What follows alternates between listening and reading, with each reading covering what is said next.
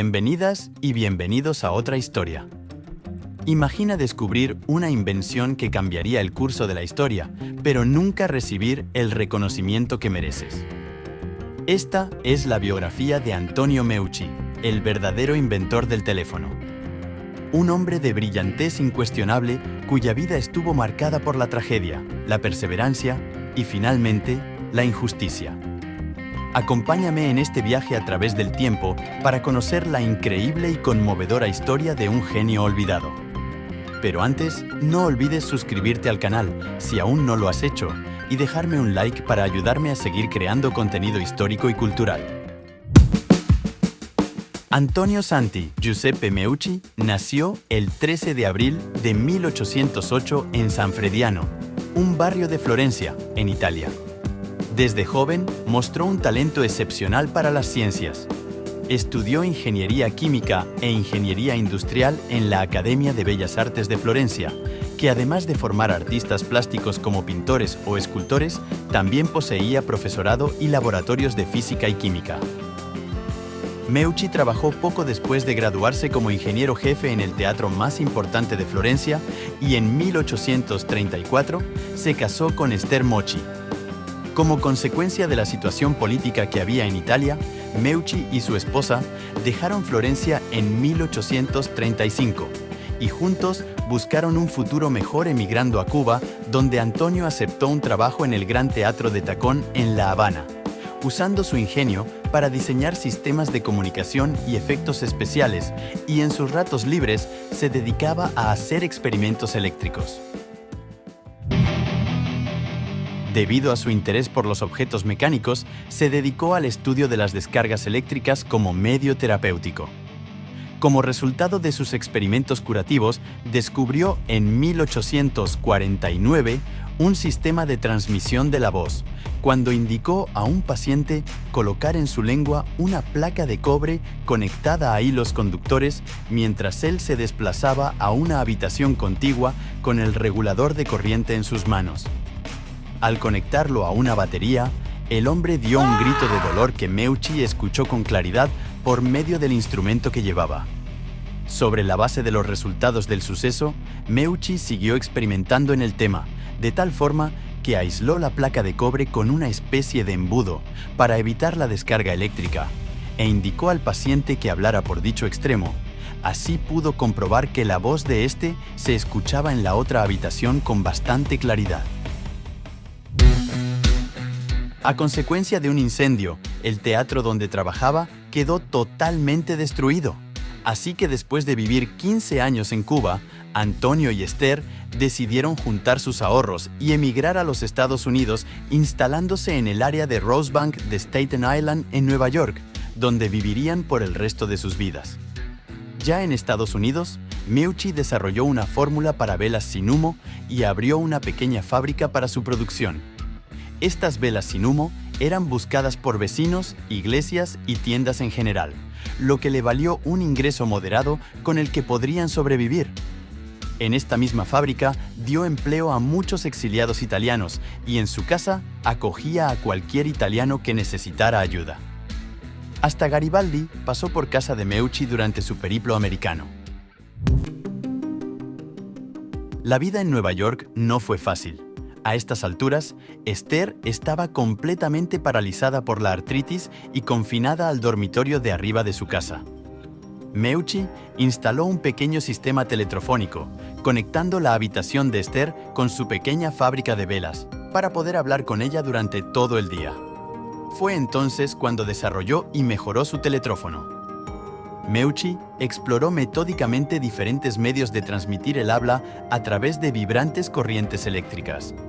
De 1850 a 1862, desarrolló más de 30 modelos diferentes, con 12 variaciones distintas.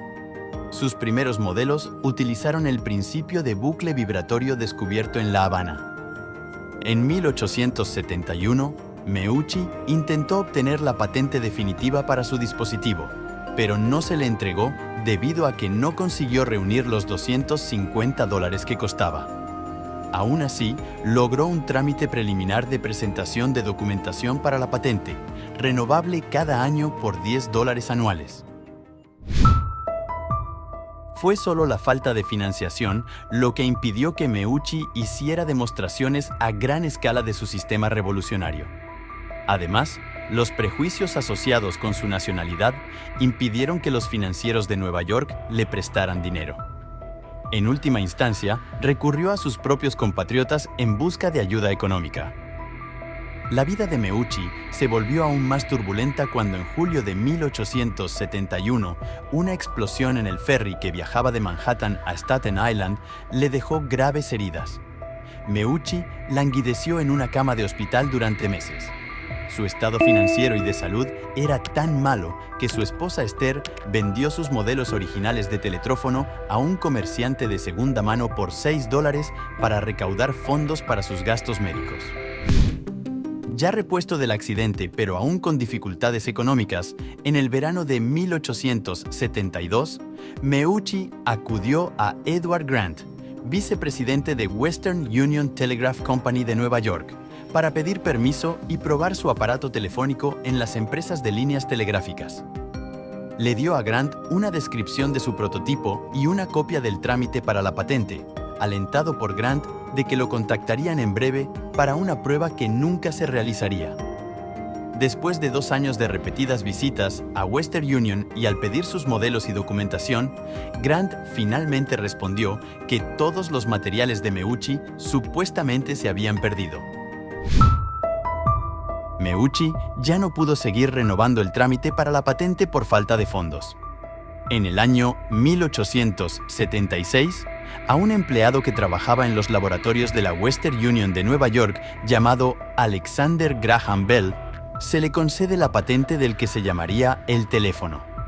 Meucci protestó repetidamente, enviando cartas a los periódicos, reclamando el invento como suyo y reclamando ante la oficina de patentes, donde también, convenientemente, habían perdido todos los documentos que Meucci había aportado en años anteriores.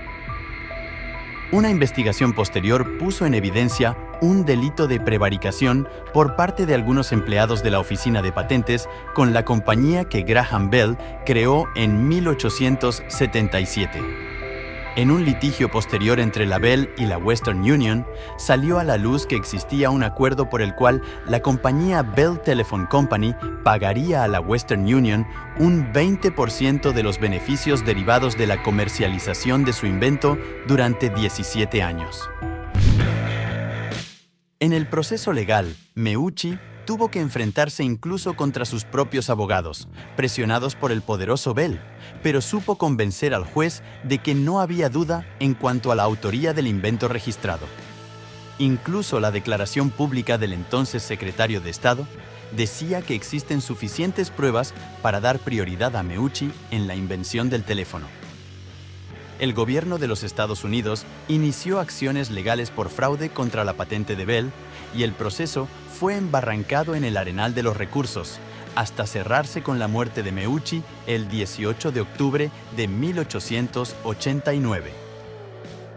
A pesar de sus esfuerzos, Antonio Meucci pasó sus últimos años luchando por el reconocimiento y viviendo en la pobreza sin ver su invención plenamente reconocida.